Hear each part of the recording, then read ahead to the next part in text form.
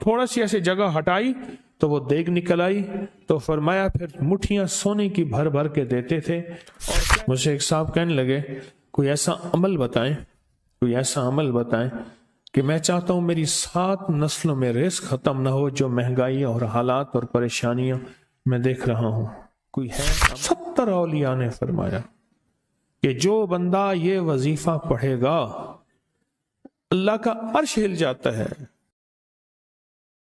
لا علاج بیماریاں ہوں، دکھ ہوں، غم ہوں، قرضے ہوں، مصیبتیں ہوں، ناکامیاں ہوں اور پریشانیاں ہوں، اور ایسے حالات کہ جو انسان کہے کہ بس سب تو موت ہی ہے، اس کے علاوہ کوئی راستہ نہیں، کوئی ایسی پریشانی ہو، اللہ کا نظام ہے کہ اس پہ وہ ملتا ہے جو انسان گمان نہیں کر سکتا، سوچ نہیں سکتا۔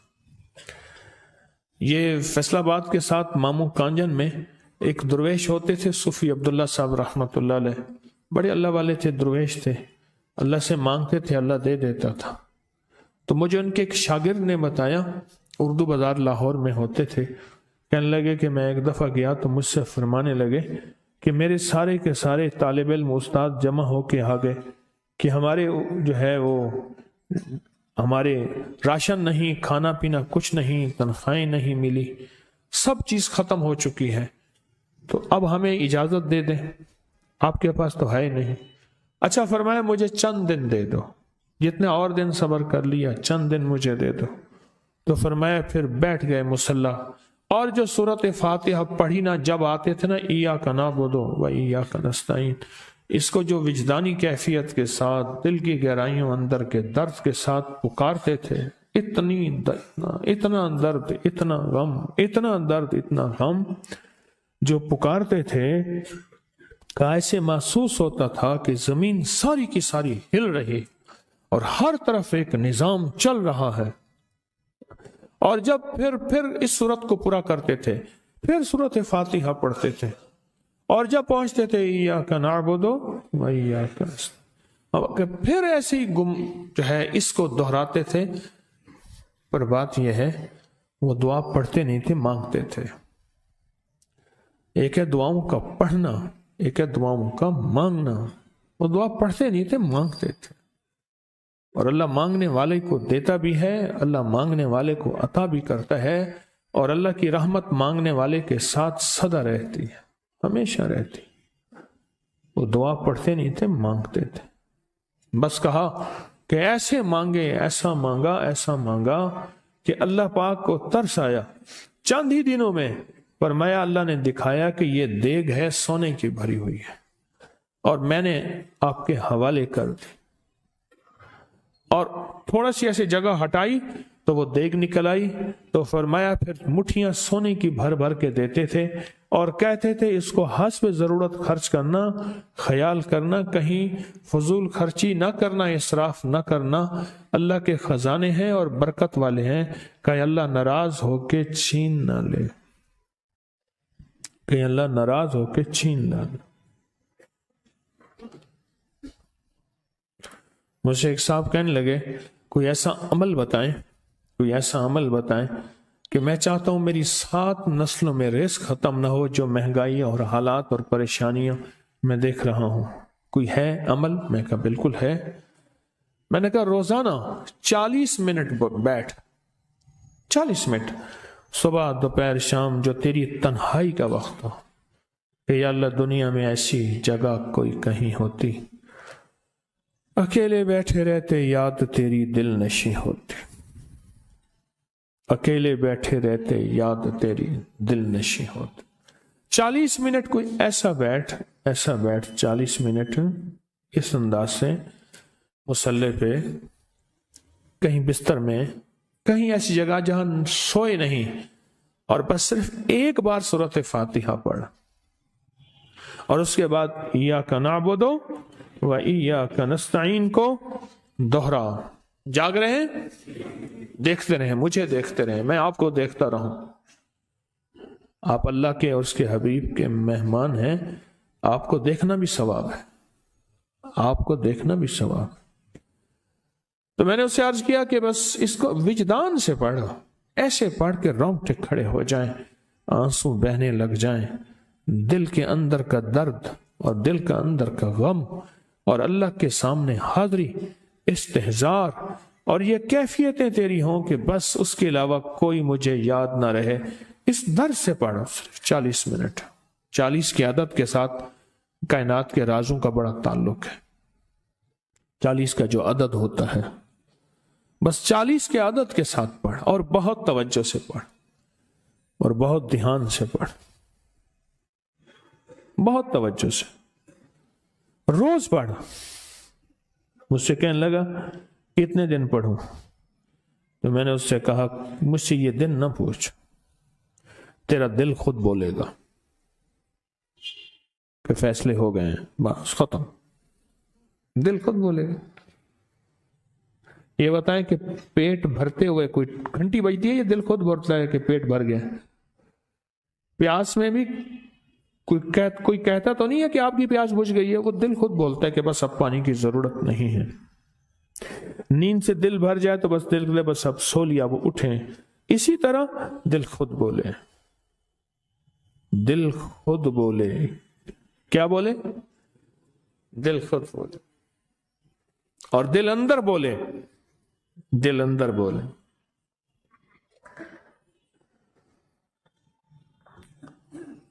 کہ اللہ پاک جل شانہ نے نسلوں کے لیے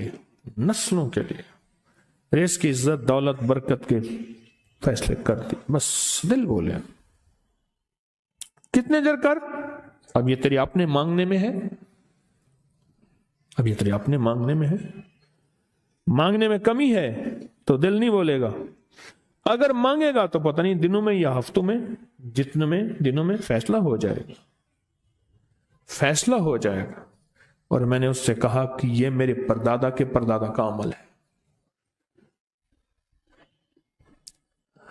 ان کا یہ عمل ہے، میرے پردادا کے پردادا کا عمل، جو ہماری خاندانی یادداشتوں میں یہ لکھا ہوا ہے۔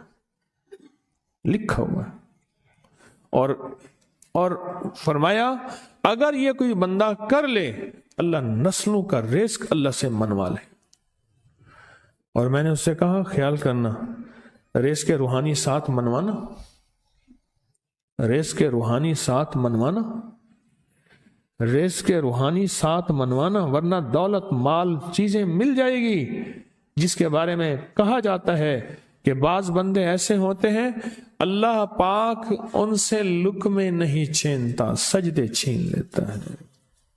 اللہ ان سے لقمے نہیں چھینتا، کیوں؟ رزق جسمانی دوسرے لفظوں میں مل رہا ہے، اور رزق روحانی اللہ چھین لیتا ہے۔ یہ جو آج آپ بیٹھے ہیں تسبیح خانے میں اور میں بیٹھا ہوں، یہ ہم روحانی دسترخوان پہ بیٹھے ہیں۔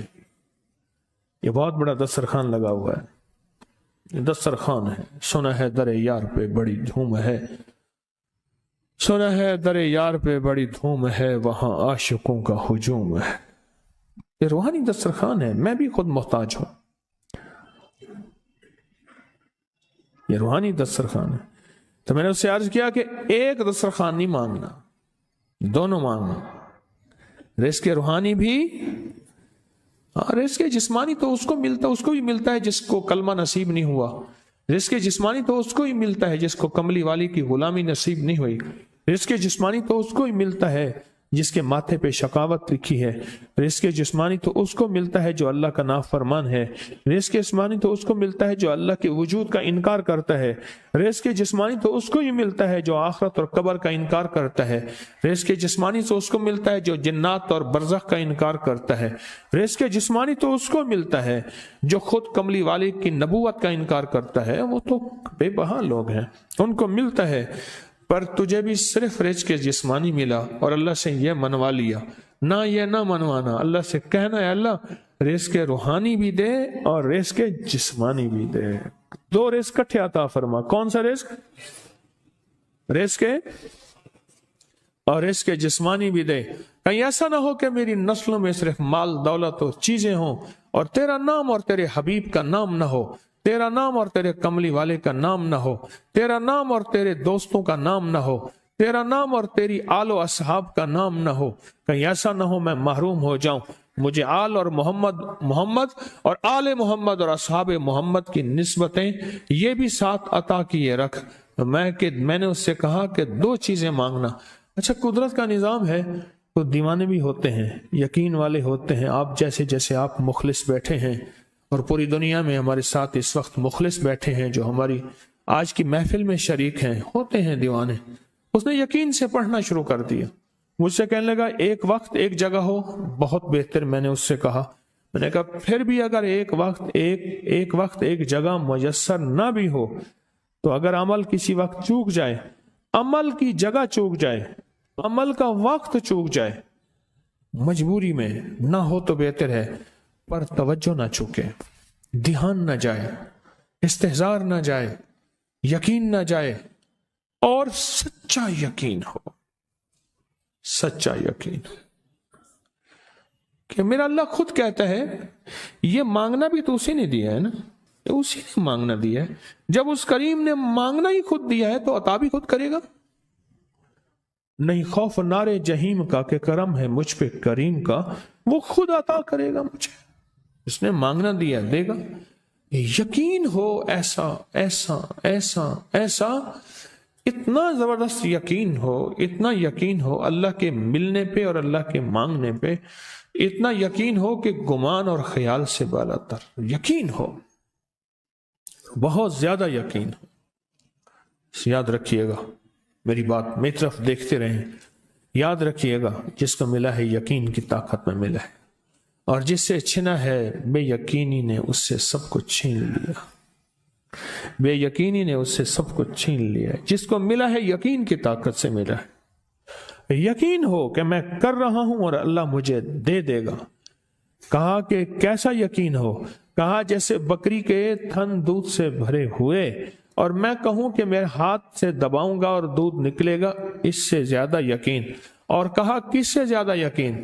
کہا کہ ایک بڑا نوٹ ہو اور بڑا نوٹ کے اندر جو ہے ایک آنے کی چیز آنی ہے، تو میں کہوں گا اس سے تو اس کی نوٹ کے اندر تو ہزاروں آنے ہیں، اور میں ایک آنے کی چیز، ایک ٹکے کی چیز لوں گا اور میرا کام بن جائے گا۔ اس سے زیادہ یقین ہو، اور اس سے کہیں زیادہ یقین ہو کہ سخت پیاس ہے اور میں پانی کو دیکھوں، اور پانی کو دیکھتے ہی مجھے یقین ہو کہ اس سخت پیاس میں میرا پیاس بجھ جائے گی، پیٹ بھر جائے گا۔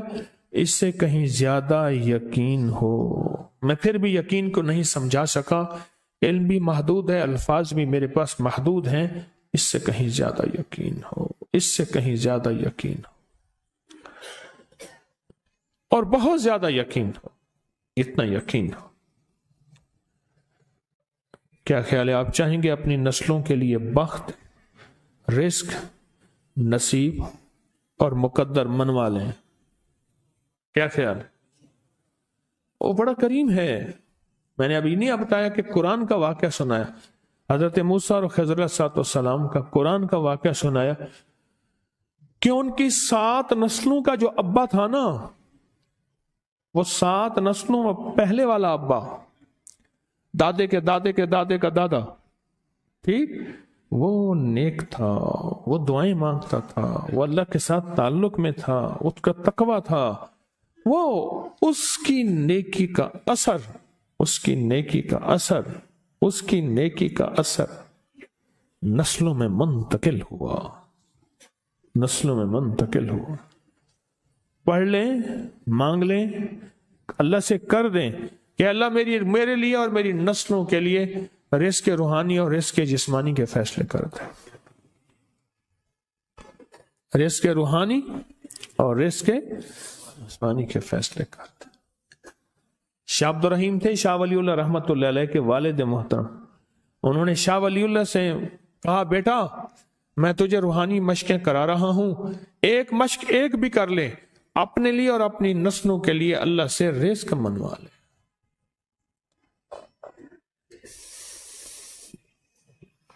اللہ سے رزق منوا لے،